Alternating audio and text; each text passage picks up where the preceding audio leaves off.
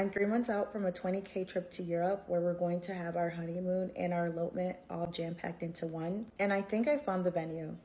Well, the place that we chose is really a villa. It's a 4-bedroom villa, and I believe it sleeps about 6 to 8 people. Some people usually have some close friends come to their elopement. We're just going to have us two. The reason why we chose to use a villa instead of just getting a venue, these venues were quoting us anywhere from about $6,000 on the low end to about $15,000 to $20,000 on the higher end, for just two people to have a room for the night after we get married, and for us to have a beautiful backdrop, something similar to this. We'll basically be on the hotel grounds and basically have the service as if you're in a hotel. We were okay with this.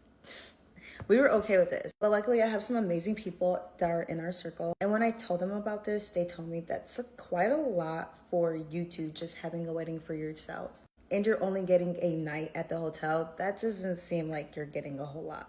I remember them being like, you could just probably plan something like this for yourself, probably under 2K. I guess I never thought of it that way, because when you look at it, that place that was quoting us $6,000 to, use their hotel grounds for just us two to have our symbolic ceremony, they said that we would have the room for only one night, which doesn't really seem like a lot, for us paying all that. But you do get a photographer within that price. So I guess that's what you're really paying for, because I don't think you get a videographer. That being said, we ended up just taking their advice and we're doing everything ourselves. So now let's get into my favorite parts about this villa.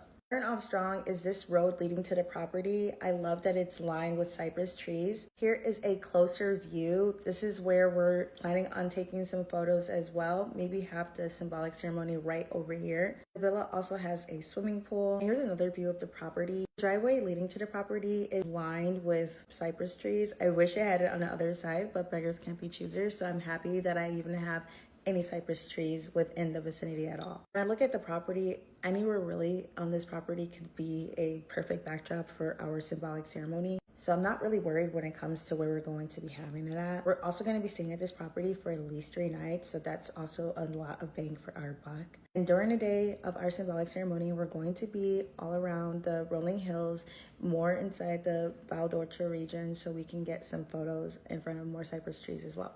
Do you think this was a good idea? Let me know down below in the comments. And if you have an idea of what this costs, go ahead and leave that down below too. I want to know all your guesses.